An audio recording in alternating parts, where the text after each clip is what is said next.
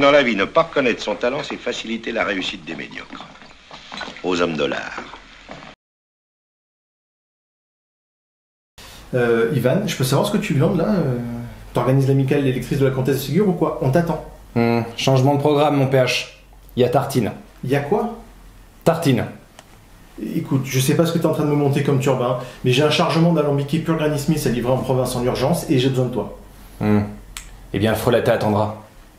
Aujourd'hui, c'est gâteau et bougies pour tonton Michel. Tata Simone vient de débarquer de Montauban. Et toute la semaine là est en rang comme à la parade. Et comme ces cons-là débarquent toujours avec une date de naufragé, il faut qu'on prépare les tartines. Bon, bah écoute, c'est familial alors. Et il fait de quel âge le tonton? Ça en pige. Tout rond. Happy birthday to you. Happy birthday to you. Happy birthday to you. Happy birthday. Je suis pas homme à tomber en amour à la vue d'un de mes confrères testostéronés, mais faut admettre que la plume de celui-ci a un charme tout particulier. L'élégance des grands, la beauté du verbe à t'en faire pâlir le préposé au lustrage de chez Tiffany's. Tes pommes. N'empêche, le petit serveur du routier à la sortie nouant le fuselier. On avait dit omerta sur cette histoire. Ce qui se passe en Sologne reste en Sologne. Tu vas où là? Voir le petit serveur. Et t'as ramène-le. Il y a encore des tartines à faire. Paul-Michel Audiard est né il y a 100 piges tout rond, le 15 mai 1920, ici, aux 2 rue Brézin, dans le 14e arrondissement de Paris. C'est sûr, c'est pas Versailles, mais bon, faut bien être quelque part. De père inconnu, il est élevé par ses oncles et tantes dans ce quartier à la gouaille si particulière qui fera son copyright. Et s'il ne connaît pas son père, sa mère va pas tarder non plus à jouer les filles de l'air, puisqu'il la reverra plus du tout après son 16e printemps. Gamin, il traîne entre les rues du quartier, où il se fait la voix, et les bancs de l'école, qui n'éveillent pas vraiment en lui la vocation. C'est vrai, il se passionne assez vite pour l'exercice de la rédac, et les écrits de Zola, Proust, Céline ou les dialogues de Prévert ne le laissent pas indifférent. Mais gribouiller des jérémiades n'est pas vraiment un métier, donc il apprend la soudure et obtient son CAP à 16 ans. Plutôt porté sur la question mystique, le môme s'imagine un temps homme d'église. À cette époque-là encore, il a la bondieuserie facile. Les curtons, les alléluia, c'était plutôt son truc. Mais entre le respect des commandements et son quotidien plutôt porté sur la rapine de bicyclette quelques années plus tard, il aura du mal à concilier les deux. Le vélo, c'est son autre grande passion. Il passe le plus clair de son temps sur la petite reine à livrer des journaux. Au point qu'il en arrive même à la compète, sur piste et sur route, jusqu'à participer aux 6 jours de Paris de 1938. Écrivain, curton, cycliste, c'est sûr, le gars était vraiment pas destiné à rester soudeur. T'es revenu, toi? Ouais, ça meule dehors, et j'ai ramené du dégrippant. Michel n'a pas 20 piges quand l'absurdité humaine dans tout ce qu'elle a de plus violente vient frapper aux portes de Paris. La guerre, c'est sûr, c'est pas Jojo. Il taille alors le chemin à la pédale jusque dans le sud avant de se faire envoyer chez Mémé par l'ami Fritz. Maintenant, son seul souci, c'est d'échapper au STO, et pour survivre, ayant la plume heureuse, certains de ses amis d'extrême droite lui proposent en 1943 d'écrire dans leur canard collaborationniste, comme l'Appel ou l'Union française. Il désigne joyeusement le franc-maçon ou le youpin, comme il qualifiera Joseph Kessel dans un de ses articles. Cette étiquette de collabo lui sera parfois rappelée, bien qu'aucune preuve n'attestera d'un quelconque militantisme public ou privé. D'ailleurs, la même année, il rejoindra le groupe de résistance Navarre et s'engage dans le régiment du train de 44 à l'armistice. Eh ben, t'as des fourmis qui te bouffent les miches ou quoi? J'ai le tourisme compulsif. En 1947, Michel passe la bague au doigt de Marie-Christine Guibert. Le couple se dit oui en l'église Saint-Dominique de Paris. Cri-Cri, c'était son petit surnom, et n'y voyait aucune familiarité de ma part, lui donnera 2 fils. François, né en 49, et on va y revenir, et Jacques en 52, qui deviendra le célèbre réalisateur qu'on connaît aujourd'hui. Et ça, on n'y reviendra pas. Bah pourquoi? T'as pas fait des classes chez lui d'ailleurs? Si, mais comme il ne viendrait pas à l'idée de devenir grossier, on va couper court à l'anecdote. L'idée de reprendre un boulot manuel lui collant les miquettes, il est alors livreur de journaux. Quand le rédac-chef de l'Étoile du Soir, qui lui trouve, je cite, le coup de pédale intellectuel, lui offre un boulot de reporter, Michel ne se fait pas rappeler 2 fois. Il écrit des interviews et des reportages totalement bidonnés sous divers pseudos qui lui vaudront de prendre la lourde assez peu de temps après, mais son style est vite repéré. Il enchaîne alors les critiques péloches chez Cinévive, où son style fait une fois de plus parler de lui.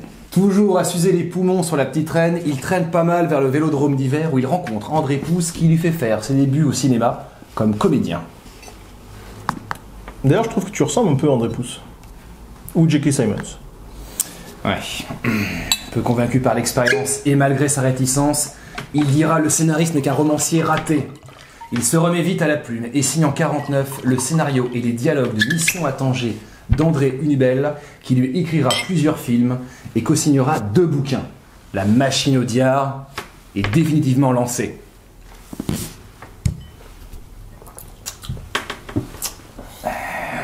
Il écrira les tirades pour son mentor André Pousse à plusieurs reprises, mais également, bien sûr, pour un certain Jean Gabin, et puis Ventura, Blier, bien sûr. C'est-à-dire que Michel se contente pas de faire rentrer les dialogues dans du sur-mesure, non? Il te les cisèle au coupe-fil de dentelière, au point de croix qui te les fignole. Il les enregistre au magnétophone, les répète encore et encore, jusqu'à trouver le ton parfait, la mélodie qui va les rendre aussi souples qu'une gymnaste bulgare. Il utilise un rythme différent des dialoguistes plus classiques, un rythme ternaire, comme en musique, et ce genre de mélodie va inspirer une chier d'auteurs, dont un en particulier, un jeune musicien dans les années 80, qui va tout de suite s'y retrouver dans cette logorée symphonique. Bah tu balances pas les blazes? Patience, on va pas tout divulguer, faut laisser mijoter un petit peu le suspense. En 57, Audiard représente déjà le cinéma de papa, et un jeune critique des cahiers du cinéma du nom de François Truffaut en fait sa cible favorite. Déjà, la guéguerre entre les jeunes cons et les vieux boomers. On s'écoute pas, on n'apprend pas, on se donne des grands airs d'omniscient, on dynamite, on dézingue. Ça défoule, mais ça fait toujours pas avancer le train. Mais ça défoule. Faut reconnaître. En 63 débarque le projet des Tontons Flingueurs, son film probablement le plus mythique. Dites-nous dans les commentaires si vous n'êtes pas d'accord. C'est la première collaboration entre Audiard et Georges Lautner et marque la fin d'une série de 16 collaborations entre le dialoguiste et Jean Gabin. Après leur dernier film, Mélodie en sous-sol, leur relation artistique commence un peu à sentir le gymnase. En plus, Gabin impose son équipe sur les tontons. Mais Lautner veut bosser avec la sienne, ce qui pose un double problème. Son monteur est une bonne femme, qui elle-même bosse avec une autre bonne femme. On n'a pas idée. Ouais, et bien sûr, ça ne plaît pas du tout aux pontes de chez Gaumont parce que... Mais Lautner ne cède pas, soutenu par Alain Poiret, le big boss de Gaumont International. Gabin claque la porte et prend ses distances avec Audiard professionnellement, même s'ils resteront en très bon terme humainement. L'équipe est constituée, reste à trouver l'interprète de Fernand Daudin. Ce sera Lino Ventura, un ancien lutteur devenu acteur 15 ans plus tôt, suite à une fracture à la jambe, fracture héritée d'Henri Coogan, alors cascadeur sur le Tonton Flingueur. Audiard a déjà écrit pour Ventura ainsi que pour beaucoup d'autres tontons, comme notamment Blier. Mais il peut aussi Macronet dans ses films. Oui, alors? Bah t'as pas bossé avec le fiston aussi? Oui, et? Eh ben si on rajoute à ça l'histoire avec le bruit des glaçons du fils Blier, dis juste que t'as une relation au fils des Tontons Flingueurs qui pourrait être jugée malsaine. Simple coïncidence. Et puis on va pas refaire tout mon curriculum, si? Je dis juste que ça peut faire jaser. Eh bien, si les gens ont envie de ficaner assez, qu'ils s'abonnent et partagent cette vidéo, et peut-être je me pencherai un petit peu plus. Monsieur joue les lointains, les précieux, les inaccessibles. Je te savais pas si baroque. C'est juste que c'est pas de Bibi qu'on cause. Tout le monde s'encarre de mes œuvres. Bref. Le film est un succès et marque le début de la collaboration entre Audiard et Lautner, et surtout entre Audiard et Alain Poiret. 21 films en 22 ans. Audiard est aussi célèbre, voire plus que les acteurs ou les réalisateurs des films qu'il écrit. On se lève les miches pour aller voir du Audiard. Son blaze est encadré dans les génériques. Son nom suffit à monter les projets, ou plutôt son style. Quand il veut monter l'adaptation de Mort à crédit, ou plus tard de Voyage au bout de la nuit de Céline, trop éloigné de son univers, les portes se ferment. Ça sera son plus grand regret artistique. Son costard de scénariste commence à devenir trop petit et les financiers veulent du Audiard pour du Audiard.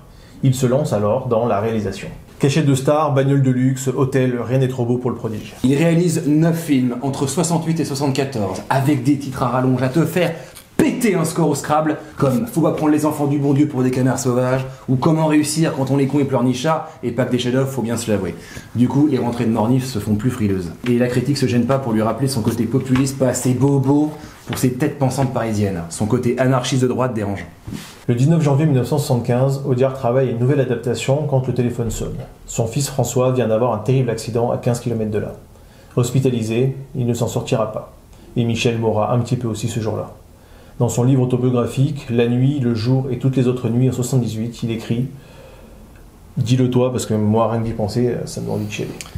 Je ne joue plus à rien depuis qu'une auto jaune a percuté une pile de pont sur l'autoroute du Sud et qu'un petit garçon est mort. »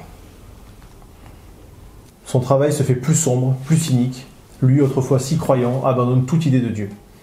Il veut que le monde entier paye pour le drame qui lui a enlevé son jeune fils. Il signe des films plus sombres, comme Garde à vue ou Mortelle randonnée. Michel Audiard nous quitte le 28 juillet 1985 à Dourdan, déçu d'un cancer et probablement aussi de la mort de son fils dont il ne s'est jamais remis.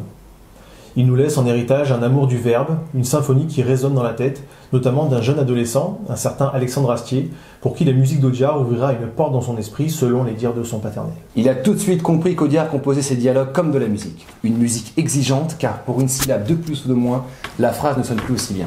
On ne dit pas du Audiard, on lâche la phrase comme un chien contenu en laisse. La phrase file droit au but, tout arrêt, détour ou nuance personnelle, la fusille, la rend pesante, bavarde et sans effet. Voilà dans quel esprit je pense Alexandre a écrit.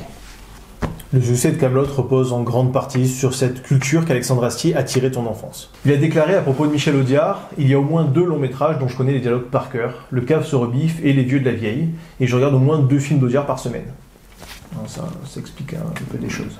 On associe souvent Audiard à l'argot. Les journalistes de l'époque glissaient toujours un petit mot d'argot pour parler de lui, preuve qu'ils n'avaient rien compris de son œuvre. Audiard a toujours préféré le langage imagé de Proust à l'argot qu'il trouvait trop excluant pour ceux qui n'avaient pas les codes. Au-delà de son héritage moderne, Audiard laisse derrière lui près d'une centaine de films et surtout des enfants spirituels, des amoureux du verbe qui continueront à faire vivre cette mélodie audiardesque des décennies plus tard. Mais attends, c'est lui le tonton Michel ? Tu croyais qu'on parlait de quel tonton depuis le début ? Mais j'en sais rien, tu me dis on fait tes 100 ans du tonton, j'avais plus ou moins le secret espoir de pouvoir lui claquer la bise en vrai, j'avais pas prévu de faire des rangs de jambes à des hommages. Et Tata Simone, elle est présente physiquement aussi, ou c'est sa mémoire qu'on va saluer ? Tu sais, Tata Simone, elle a toujours été plus ou moins cannée. Enfin bon, on peut dire que je suis bien secondé quand même. Bon, ben merci à vous de nous avoir regardé beurrer des tartines, likez, partagez, tout ça. Comme tu dis, lisez du Audiard, restez fêlés, soyez passionnés. Et là, tu vas où là ? J'ai toujours du Gorgeon à livrer, et après je rentre dans ma canfouine, parce que le calme molletonné du confinement me manque. Bon bah, n'oubliez pas que le génie est partout.